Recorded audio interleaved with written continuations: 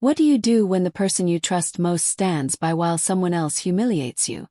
And that betrayal is only the beginning. Shattered vows, silent war. The moment he walked toward our table, I felt something crack inside me. Not fear, not confusion. Just the kind of silent rage that comes when the truth you've been trying to ignore becomes impossible to look away from. We were at Valmont's, an exclusive restaurant in the heart of Zurich.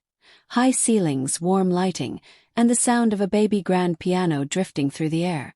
A place where elegance lived in every detail.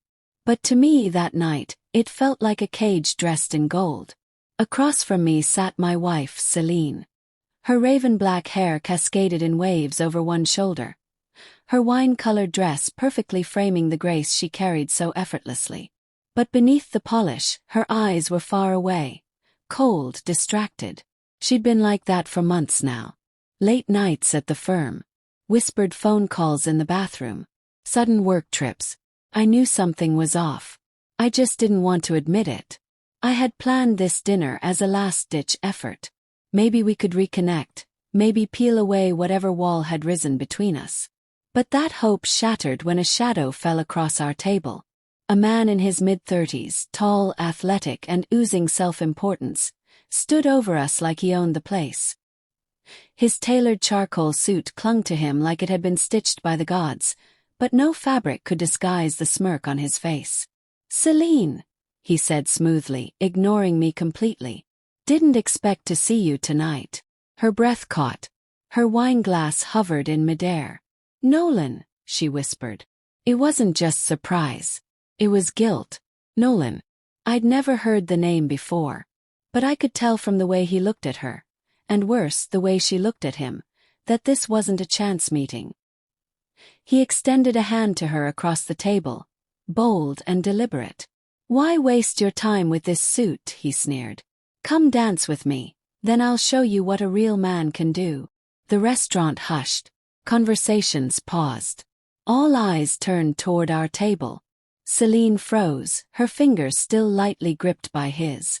I stood, slow and deliberate, my chair dragging across the floor like thunder. "You have 3 seconds to let go of her hand," I said quietly. He turned toward me, amused. "Or what?" That's when the sound came. The brutal, unmistakable crack of metacarpals snapping under pressure. Nolan howled in agony and collapsed to the floor, cradling his mangled hand, gasping. Celine jumped up, shocked. "Cade, what are you doing?" I crouched beside Nolan, my voice low and calm. "This is only the beginning. You chose the wrong man to provoke." He stared at me, sweating and pale. "You'll regret this." I stood and looked at my wife. "Let's go. Now." She hesitated, caught between shame and fear. But she followed, heels tapping behind me as murmurs rippled through the dining room like aftershocks. The car ride was silent, the kind of silence that strangles. Back at the house, I parked in the garage and shut off the engine. "Talk," I said without looking at her. Celine shrank in the passenger seat, her voice cracking. "Cade, I don't know what to say." "You can start with the truth," I said, turning to face her. "Who is he? How long?"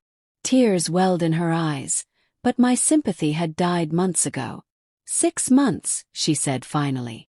"It started 6 months ago." I nodded slowly, more numb than angry now. "So what was tonight? A surprise ambush? Or were you hoping he'd mark his territory in front of me?"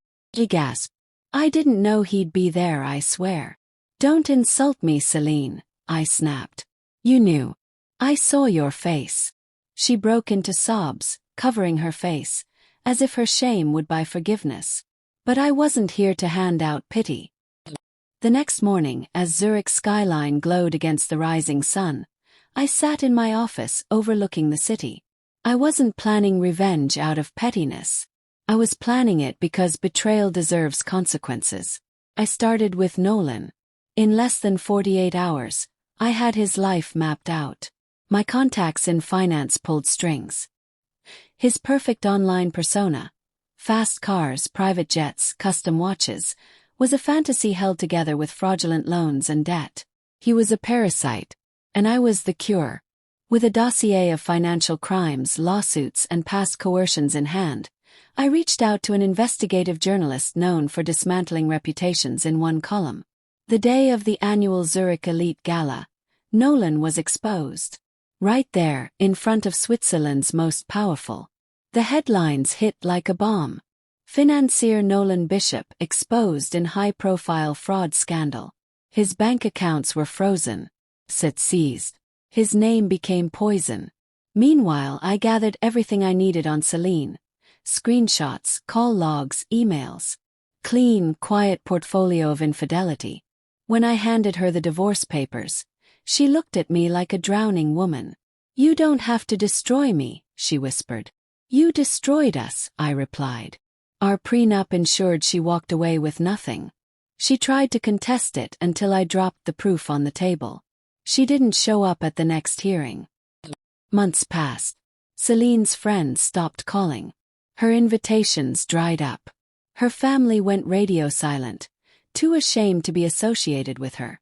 Nolan vanished from the public eye. Rumors said he was in Bali, hiding from creditors. And I thrived. My business expanded into new markets. The house grew quiet but peaceful. My reflection no longer carried shame, only resilience. At a charity benefit months later, I found myself talking to Isla Duval, a historian from Vienna. She was sharp, genuine, and refreshingly uninterested in wealth. We spoke for hours, the weight of my past slowly dissolving with every laugh we shared. That night, standing alone on the balcony of my apartment, I looked over the city that had once seen my humiliation. Now it saw my rebirth. I raised a glass to the stars. Betrayal cuts deep. But I used the blade to carve a new life. Because some stories don't end with pain. Some begin there, and rise higher than ever imagined. Sometimes the deepest betrayals clear the way for the most powerful transformations. Don't just survive, rise.